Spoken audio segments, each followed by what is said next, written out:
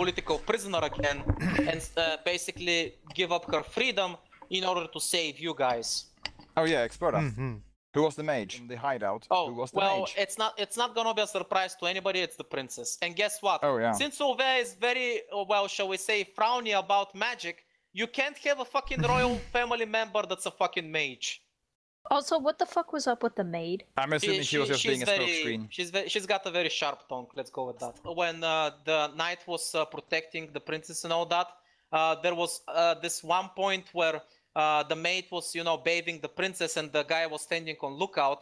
And due to unforeseen circumstances beyond his control, he stumbled and basically saw both of them bathing, and the maid never actually forgave him. Oh, what would have happened with the dragons? You mean if you followed their quest? Yeah. Eventually, if you managed to get all the free dragon eyes and all their powerful abilities, you could have used them as a bargaining chip to meet the dragon queen. And you could have had an audience with her, and you could have fulfilled the task of the dragon that basically says, give them an offer peace and my blessings to them, and that's it. About you being able to do that, basically. For how it would turn out, well, that's pretty much up in the air. But I'm honestly surprised you guys are not asking more about Edelvant and all the stuff going on. Oh no, I'm about to. I'm just working like big picture. No, I have an extremely important question. Alright, go on then. Yeah? Would Iris have been basically raped by a man with brittle bones on No. her wedding night? No. But you gotta consummate the wedding. Now here's the thing. He straight up tells her, like, I want offspring. He was pretty honest with her. That's the only thing I want from you. I want fucking offspring. I don't care about anything else.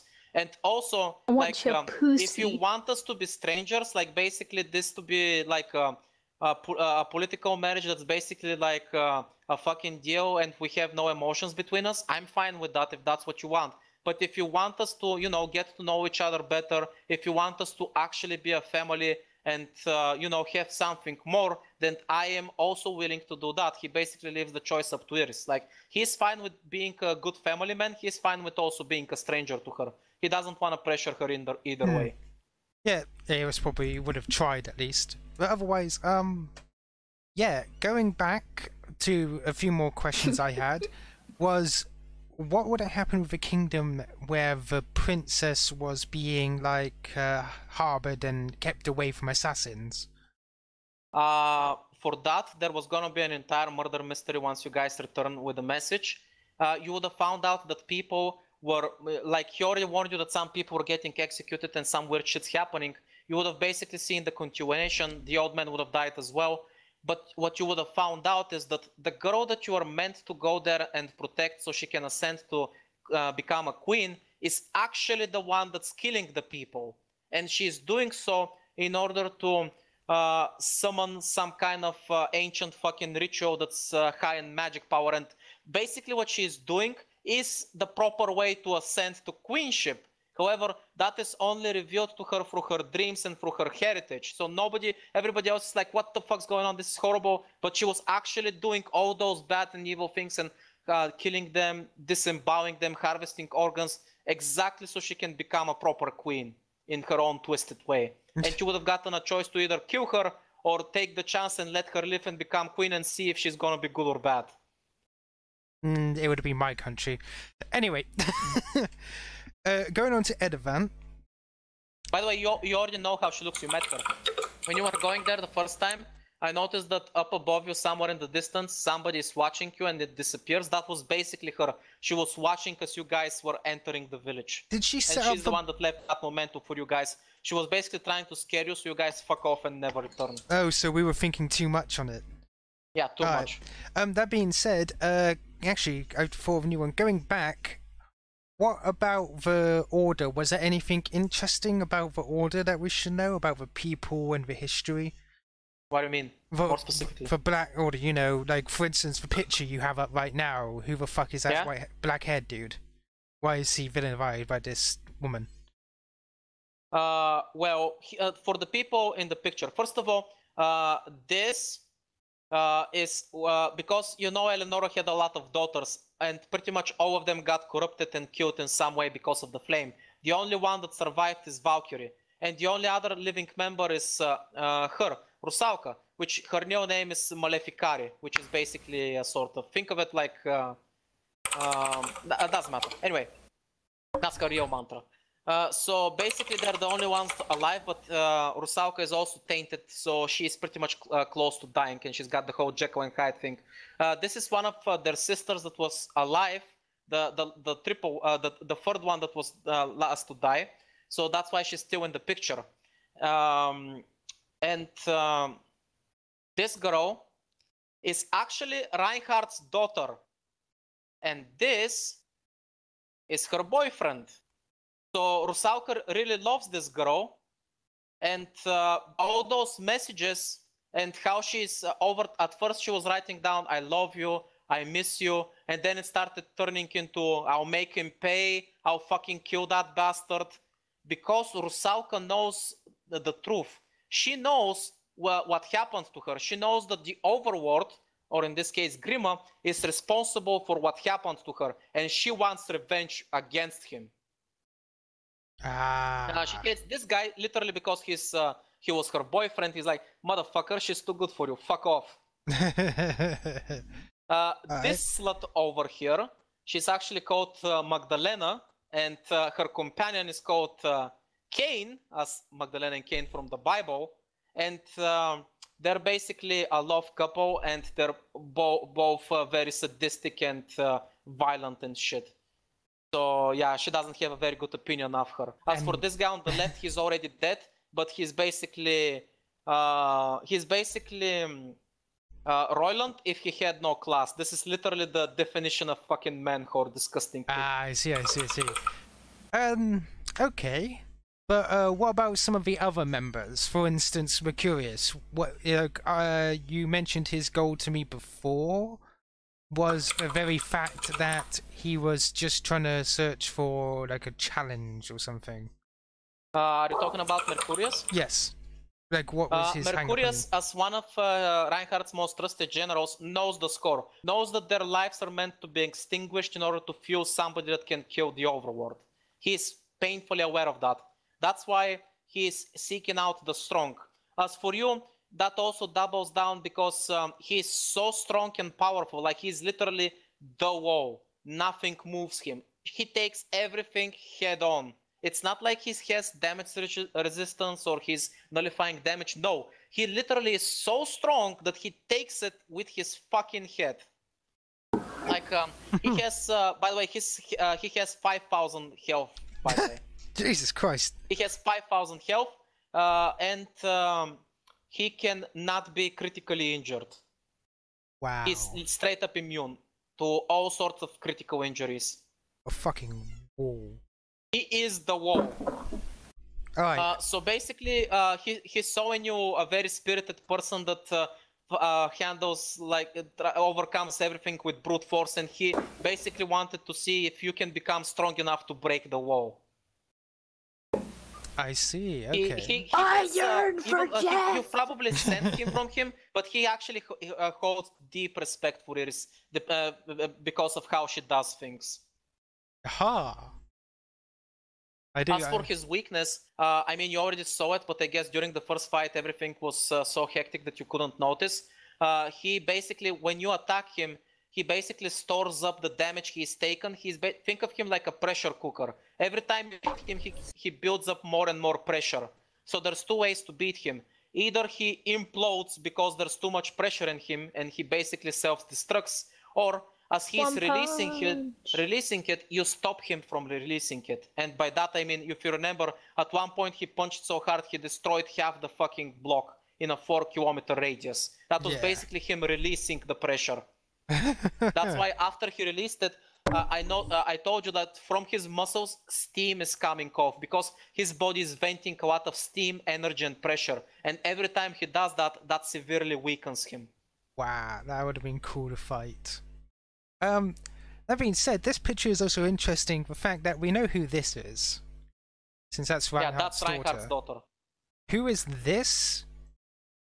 This guy is he was officially one of the 3 generals under Reinhardt. Isn't that one of his most loyal men. However, the overworld during their first battle that destroyed half the world, he sacrificed himself to make sure to save a lot of the demons that were gonna get killed. Oh. Despite That's looking why like a fucking Reinhardt, psycho. it's also one of the reasons why Reinhardt went down as a hero. First, when he fought the dragon, Reinhardt went down as a hero. Then, during the Age of Kings, he again went down as a fucking hero. Then, during the third time, when half the world was destroyed, because he helped save a lot of people, Reinhardt for a third time went down as a fucking hero for them. And who is this again? That's Magdalena. And that guy in the back is Kane. They're basically the pair. Well, we know They're this very guy. sophisticated. Yeah, you met him. That's basically Wilhelm. Yeah. And I can't believe that this is your first black guy proper in the campaign. I'm just saying, like this dude back Wow, here. racist. I only just noticed that's your first proper black guy. Experta, you're a racist. All we have is Asians and white people. Who is this, however? Like, That's the creepy guy. no, it wasn't. This guy, the guy we faced had white hair. Remember? No, that's You've never that's met the, this guy. Oh, is that the that's man whore pervert guy? Yeah, that's Oh. the man whore. That's Nope. the man whore. Isn't it? Nope. Who is Nope. that? Nope, it's That's the someone man that whore looks now. very similar because he's a shapeshifter. So who is he then? This guy is the real Reinhardt. What? Yeah. Huh? The Reinhardt that you see in power, remember what I told you, like he basically fathered the Age of Kings. All the demons and all the kingdoms they made, they were all some kind of aspect of Reinhardt, just like how he created humans. He basically splits his existence and creates others. That's how he created a whole age of, a whole kingdoms of demons and stuff. So basically, the aspect of Reinhardt, the golden beast that you see that stomachs all the other kings underneath his banner, basically you noticed in the picture that he was surrounded by golden skeletons. He basically carries the will of all dead demons that either he created or willingly served him as his strength. That is his power, yes, but that is not his true life essence. As you see, that power, because he's holding too much, is corrupted and twisted, and he is becoming maniacal and his sanity is slipping by. This is the true Reinhardt, pure and basically untainted. That's kind of... He is extremely weak and he cannot do much, but he is basically a failsafe. If the golden beast falls to madness and forgets his original purpose to basically nurture you guys to kill the overworld, if he would ever fall astray, then the real Reinhardt would have to step in and kill him because he knows how. So that's I kind of like that. It's kind of poetic, like the regal Reinhardt with a long golden hair who stands atop of a throne. When wasn't I a told real you dude that all he along. is a hero, I mean that in any sense of the word. He was a very honorable and heroic person. But instead, But he just went through so much shit that eventually left scars on him. yeah, and So this is basically the the dude scholar who... of the first sin. Not quite. But yeah, I just like the concept, the fact that this skinny-looking guy who's looking down towards the floor is the real guy who started all this. Look at his somber face, by the way. Yeah, I do kind of like that. That's a nice touch, in my opinion. Yep, that's the real one. Right, I got one more story one to ask, and then I think we can move on to characters, unless anybody got new world stuff to ask as well. Go ahead. Edelvan, was there Yeah? anything hidden or secretive in there? Plenty of things. The prince was hiding many things there. What was the biggest? Well, probably the demon company, the experiments that he was running with them that you guys found out about. Oh yeah, That's one of the biggest ones. Was he still carrying on with them, or did he actually stop them? No, here's the thing. If you remember what I said, originally the Circadian Sovereignty was running experiments and basically they're the ones that started this whole project. He basically took the remains of the project and gave them a home. Okay. Speaking of So everyone just agreed that the project was basically a failure. well, the project was not a failure, but he didn't want to continue with it because it wasn't his style. It was too cruel, it was too evil, and he's not that type of person, despite what many of you might believe. Mm-hmm. Now, here are the major players, speaking of them. This is the oldest member of Demon Moon and the leader, and she's basically the prince's most trusted man. She's basically his right-hand man. Whenever he he's in public, he needs to be strong because he's a Rigo ruler. He can't show weakness. But when the doors are closed, and because he has his weaknesses like brittle bones and other stuff, she's basically the one that always takes care of him and sees all his weaknesses and sees his human side, something he's not allowed to show to others. This is basically his best man when it comes to, well, eyes and ears. This is basically his Alicia. And the one member that you guys never met, even though a couple of times you came very close, before I continue speaking about her, I'm gonna let Ash freak out for a bit. Yeah. Funny. What is with you and Neko people? That girl Filthy is a degenerate. very accomplished mage in two fields, both protection restoration and into shadow magic. So she's basically always keeping herself absolutely hidden, but she is always at the prince's side because she's constantly casting magic in order to strengthen and protect him. Otherwise, he would straight up pretty much buckle under the weight of his own weakness and his own, illness. So these are the three key figures. Also, once you marry it into the familiars, these were basically gonna become your people to use as well, because they would swear fealty to you since you're now the queen of Edelwand. So they would basically become your people to command as well. I'm sorry, but that is a man. By the way, just so you know, the girl on the left, she's super shy. That's why she always hides and stuff. So if you were very aggressive and trying to pet her all the time, she would constantly panic, hide, and cry. So wait, when's the points we would have found her? You said that we came very close. Well, when you first went to meet the prince and Tyrion was gonna get himself killed. That was one. Sure. I remember that. That is a man! What, the middle one? The middle one is a man! How do you know? What, because... I can tell. You can tell. You, Yes. a 17-year-old like a girl, man. can tell. You're the expert on man bits, huh? No, trust me, trust me. I have a sixth sense about that is a man. Sure. Nah, it's There's no. Okay, I'm gonna have to explain it. It's my character, and I'm telling you, it's a girl. I'm gonna explain why the character isn't that of a man. No, shut up. First of all, the shoulders are broad. Second of all, that's a coat. there's not enough curves in the hips and in the waist. It looks more broad. Two, where are her boobs? There aren't any because it's a man. That was a man. That was a picture of a man. No, it wasn't. Anyway. Yes, it was. So that was the Demon Moon thing you've discovered and brought back. Was there anything else I wanted to mention? Actually, I don't think we discovered about the prince, by the else. way. The picture that I'm showing you right now, the tower, this is his reality marble. And his reality marble works differently. Rather than taking you to a boundary field inside his mind, literally the world around him begins to break and shape, and he reshapes it into what form fits him. Once the reality marble ends, everything falls apart and crumbles. So for instance, if you're somewhere in a city, the entire city gets destroyed to build this tower and this city in this image, and then it becomes a pile of rubble once it's destroyed. So he could So since he destroy brings your it entire into the city. real world, it's hundreds of times more powerful. What he lacks in physical strength, he makes out for it in spiritual strength. And there's a good reason for that. And also, this is his theme song when you enter when he recreates his reality marble. If you remember correctly, in the Wake of Gods is a category that I used only once so far, and that's only for Grima's theme song. So the prince gets in the same category for some reason.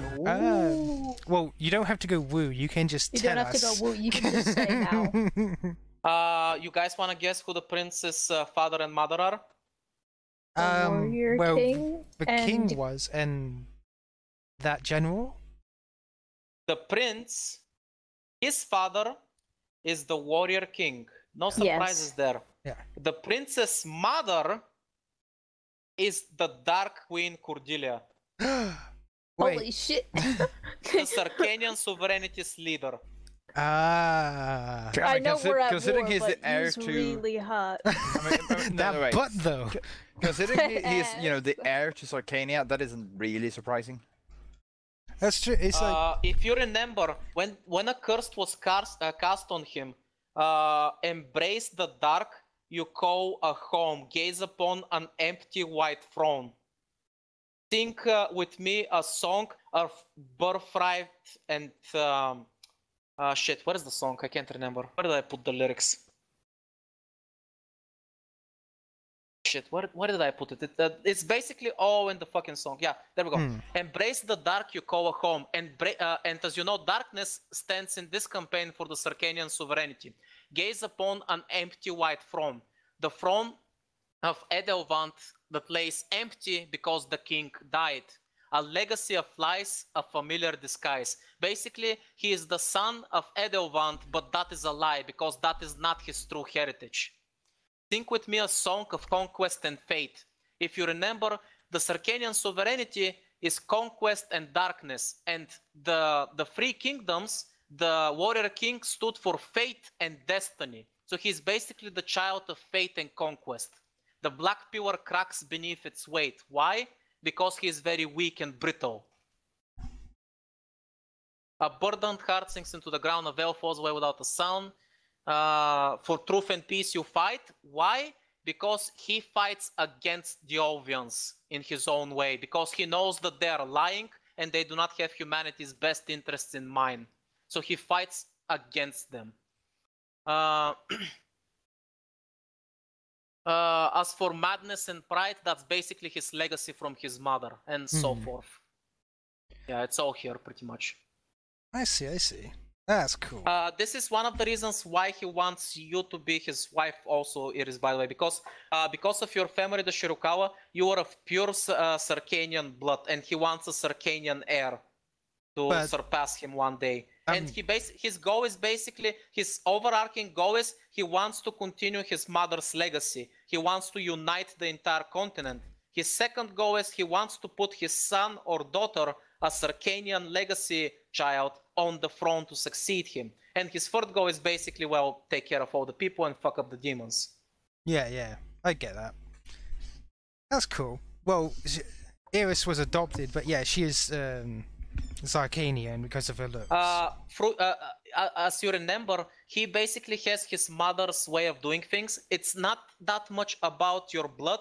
It's about what you accomplish. And at this point, you're distinguishing more and more that you're a person of great worth because you accomplish great things. And to him, that's way more valuable. Yeah. He wants a strong, worthy person, not somebody who just has the pedigree. Also, by the way, next time you met, he was gonna give you a ring. It was gonna be a very gaudy, huge fucking diamond ring, and he was gonna watch your reaction and probably grunt and say, relax, that's just for official effects, here's the real one. And he was gonna give you a much more compact and easy to use, but still very beautiful ring, so you can punch and do other stuff without, you know, it getting in the way. It should go, I want to punch with this. No, he needs to give her engagement brass knuckles. Exactly. Yeah. Diamonds in like knuckle parts. So, despite the way he handled himself, if you're wondering if he's quote unquote a good person, it depends. Because let's go back to the curse thing. You remember what when the Ovians tried to assassinate him with that songstress, right? That's a lie.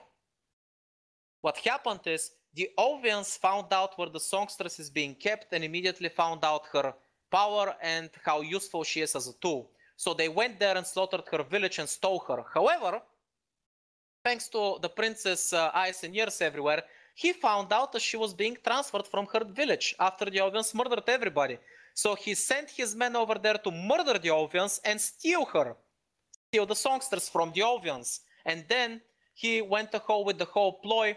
Of course, he didn't even tell the songstress about it. Very few people actually knew about the entire plan.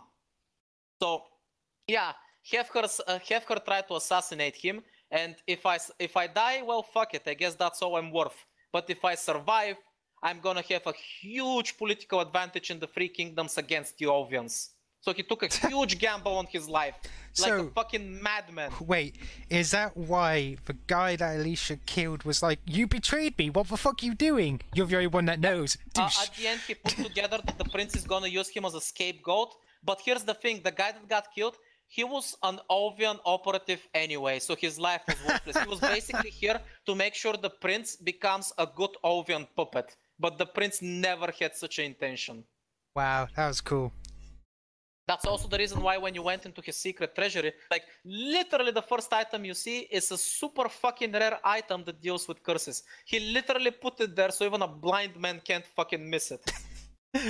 Wow. Okay, yeah, that makes sense now. No wonder he mean, wanted a guy dead. essentially, he used a double agent, like he used a double agent to play a long game. Also, yeah, I mean, it's like it sort of became relatively logical at some point, which is, you know, hence the "I know" comment. Yeah. Also, again, because he's an absolute fucking madman, depending on how some events unfold, he was eventually gonna put a contract on himself to Alicia without telling her, obviously, where, Alicia, I want you to fucking kill the prince. And he straight up would have just stood there and watched how you would do things to judge your worth, to see if you're worthy to be trusted and work under him directly. Okay. Yeah. Interesting way of doing he's things. crazy like that.